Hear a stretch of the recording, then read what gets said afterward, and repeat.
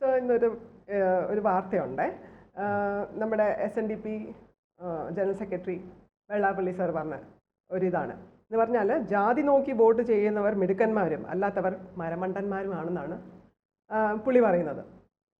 അപ്പോൾ ഇപ്പോഴത്തെ കാലത്ത് നമ്മൾ ഈ ജാതി ഒക്കെ വെച്ച് പറയാൻ പാടില്ലെന്നൊക്കെയാണ് പറയുന്നത്. പക്ഷേ പുള്ളിയുടെ വേറൊരു ചോദ്യം എന്ന് പറഞ്ഞു കഴിഞ്ഞാൽ, വിദ്യാഭ്യാസ ഉദ്യോഗ തലങ്ങളിൽ ജാതി സർട്ടിഫിക്കറ്റ് ആവശ്യപ്പെടുന്ന നാടാണ് നമ്മുടേത്. അപ്പോൾ ഈ ജാതി കുറച്ച് പറഞ്ഞാൽ എന്താ കുഴപ്പം?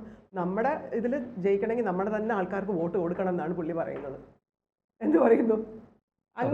അങ്ങനെയാണെങ്കിൽ നായന്മാർക്കൊക്കെ വല്ല സ്ഥാനം ഉണ്ടാവുമോ?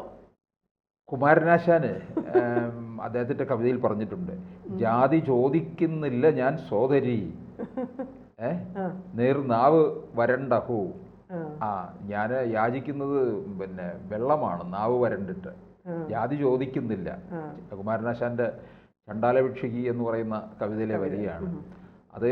കുമാരനാശാൻ ഇരുന്ന കസേരയിൽ ഇരുന്നുകൊണ്ടാണ് വെള്ളാപ്പള്ളി ഇപ്പോൾ ഈ ജാതിയുടെ കാര്യം പറയുന്നത്.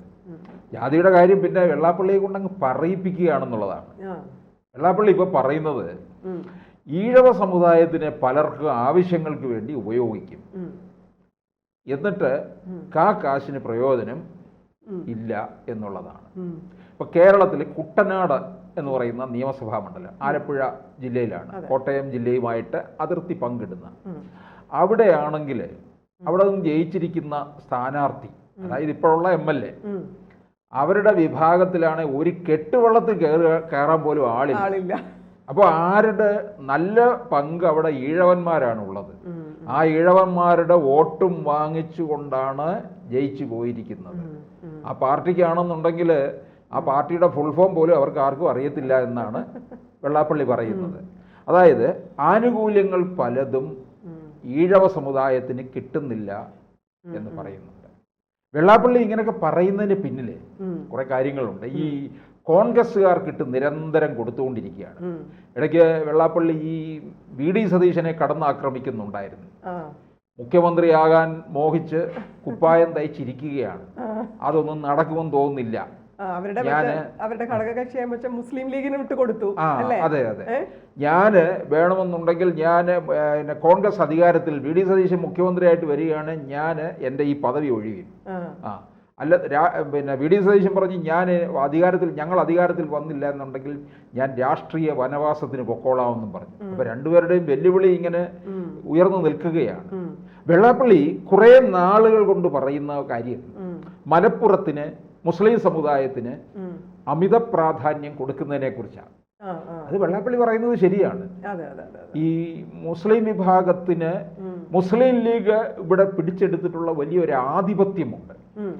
കോൺഗ്രസിന്റെ കൂടാണ് മുസ്ലിം ലീഗ് നിൽക്കുന്നത്. കോൺഗ്രസിനെ ഭരിക്കുന്നത് ആരാന്ന് ചോദിച്ചാൽ മുസ്ലിം ലീഗാണ്. മുസ്ലിം ലീഗിനെ പ്രീണിപ്പിച്ചു നിർത്തിയത് ഈ കോൺഗ്രസ്സുകാർ തന്നെയാണ്. 2011 ഏറ്റവും അവസാനത്തെ സംഭവം എടുത്ത് നോക്കിയാൽ ഇവർക്ക് 5ാമതൊരു മന്ത്രിയെ കൊടുത്തു. ഇനിയിപ്പോൾ അധികാരത്തിൽ വരുന്നതിന് വേണ്ടി ഏറ്റവും കൂടുതൽ അധ്വാനിക്കുന്നത് മുസ്ലിം ലീഗാണ്. കാരണം ലീഗിന് ഭരണമില്ലെന്നുണ്ടെങ്കിൽ നിൽക്കാൻ പറ്റത്തില്ല കേട്ടോ. അവർക്ക് അങ്ങനെ കുഴപ്പമുണ്ട്. അതെല്ലാവർക്കും ഉണ്ട്. അധികാരത്തിന്റെ സുഖം എന്ന് പറയുന്നത് മറ്റൊന്നാണ്. അപ്പോൾ മുസ്ലിം ലീഗിനെ സംബന്ധിച്ചിടത്തോളം 10 വർഷമായി അധികാരമില്ലാതെ നിൽക്കുകയാണ്. ഇനി ഒരിക്കൽ കൂടി അധികാരമില്ലാത്ത അവസ്ഥയിലേക്ക് പോകാൻ പറ്റത്തില്ല. അങ്ങനെ അവർ അധ്വാനിച്ചുകൊണ്ടിരിക്കുകയാണ്. ഇത് വെള്ളാപ്പള്ളി മനസ്സിലാക്കുന്നുണ്ട്. ഇനി കോൺഗ്രസ് അധികാരത്തിൽ വന്നാൽ ലീഗ് നല്ലതുപോലെ ബാർഗെയിൻ ചെയ്യും കോൺഗ്രസിന്റെ മേൽ. എന്നിട്ട് ഇവരെ 6 മന്ത്രിമാരെ, ഒരു ഉപമുഖ്യമന്ത്രി, പിന്നെ മലപ്പുറം വിഭജിക്കും. മലപ്പുറത്ത് അവിടെ എന്നിട്ട് തിരൂർ ആസ്ഥാനമാക്കി ഒരു ജില്ല വരും. അങ്ങനെ ആവശ്യങ്ങൾ നിരവധിയായിരിക്കും. അവര് ആ ബാർഗെയിൻ ചെയ്യുന്നത് മുഴുവൻ അവർ നേടിയെടുക്കുകയും ചെയ്യുമെന്നുള്ളതാണ്.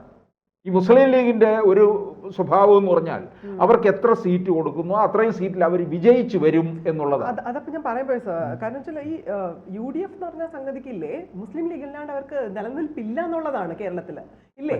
ഇല്ലേ? കാരണം അത്രയും വലിയ സ്ട്രോങ് ആയിട്ടുള്ള ഒരു അലയൻസ് വേറെ ഇല്ല എന്നുള്ളത് വേണം. മുസ്ലിം ലീഗ് അത്രയും വലിയ സ്ട്രോങ് ആയിട്ടൊരു സപ്പോർട്ട് സിസ്റ്റമാണ് UDF-ന്. ഇനിയിപ്പോ കോൺഗ്രസിനേക്കാൾ മുൻപന്തിയിൽ ചിലപ്പോൾ ലീഗ് കയറുന്ന ഒരു അവസ്ഥയിലേക്ക് വരും. മുസ്ലിം ലീഗിന്റെ മന്ത്രി ആരെങ്കിലും ഒരാളായിരിക്കും കേരളം ഭരിക്കാൻ പോകുന്ന, മുഖ്യമന്ത്രിയാകാൻ പോകുന്നതെന്ന് തോന്നുന്നു.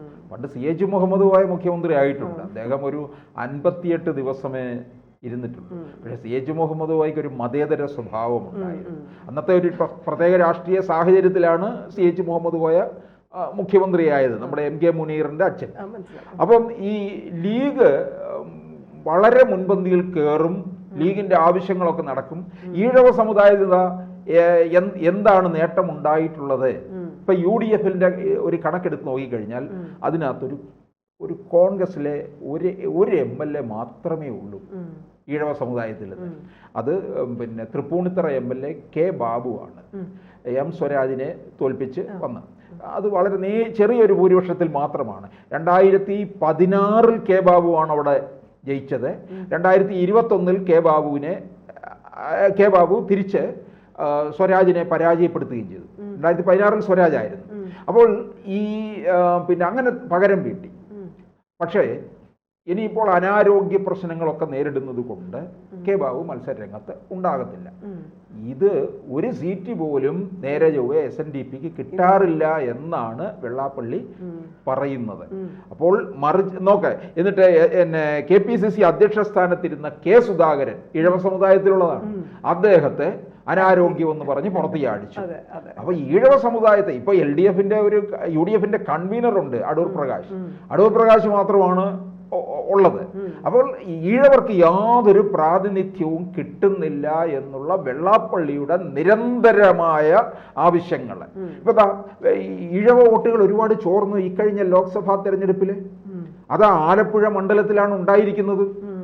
ആലപ്പുഴ പാർലമെന്റ് മണ്ഡലത്തിലെ ഈ കാർത്തികപ്പള്ളി താലൂക്കിൽ നടന്ന SNDPയുടെ ഒരു സമ്മേളനത്തിലാണ് വെള്ളാപ്പള്ളി ഈ പ്രസ്താവന നടത്തിയിരിക്കുന്നത്. ജാതി നോക്കി വോട്ട് ചെയ്യുന്ന രീതിയിലേക്ക് കാര്യങ്ങൾ മാറുന്നു എന്നുള്ളത്. അപ്പൊ അവിടെ ശോഭാ സുരേന്ദ്രൻ പിടിച്ച വോട്ടെന്ന് പറയുന്നത് ഈഴവ സമുദായത്തിന്റെ നല്ല വോട്ട് പിടിക്കുകയുണ്ടായി. ഈ ഈഴവ സമുദായത്തിന്റെ വോട്ട് എവിടെ ചോർച്ച സംഭവിച്ചെന്ന് ചോദിച്ചാൽ CPM-നകത്ത് സംഭവിച്ചതാണ്. CPM-ന്റെ വോട്ടുകളിൽ ഈ നല്ല സമുദായ പിന്തുണയുള്ളത് SNDPയുടെയാണ്. അത് നല്ലപോലെ ചോർന്നു. അത് ഇവിടെ BJP-യിലേക്ക് പോയി എന്നുള്ളതാണ്. അല്പം കോൺഗ്രസിലേക്ക് പോയി, നല്ല പങ്ക് BJP-യിലേക്ക് പോയി. ഇത് CPM-ന്റെ സംസ്ഥാന സെക്രട്ടറി MV ഗോവിന്ദൻ തന്നെ പറഞ്ഞിട്ടുള്ള കാര്യമാണ്. ഇങ്ങനെ ചോർച്ച സംഭവിച്ചിട്ടുണ്ട്. ഇത് തിരിച്ചു പിടിക്കാനുള്ള ശ്രമവും നടക്കുന്നുണ്ട്. അത് എത്ര പ്രാവർത്തികമാകുമെന്ന് നമുക്കറിയത്തില്ല. കാരണം കേരളത്തിൽ BJP നല്ലപോലെ ഇടം പിടിക്കുന്നുണ്ട് എന്നുള്ളതാണ്. അപ്പോൾ തീർച്ചയായിട്ടും SNDPക്ക് അവഗണന ഉണ്ട്. ഇനി UDF അധികാരത്തിൽ വരും എന്ന് നന്നായിട്ട് വെള്ളാപ്പള്ളി മനസ്സിലാക്കുന്നു.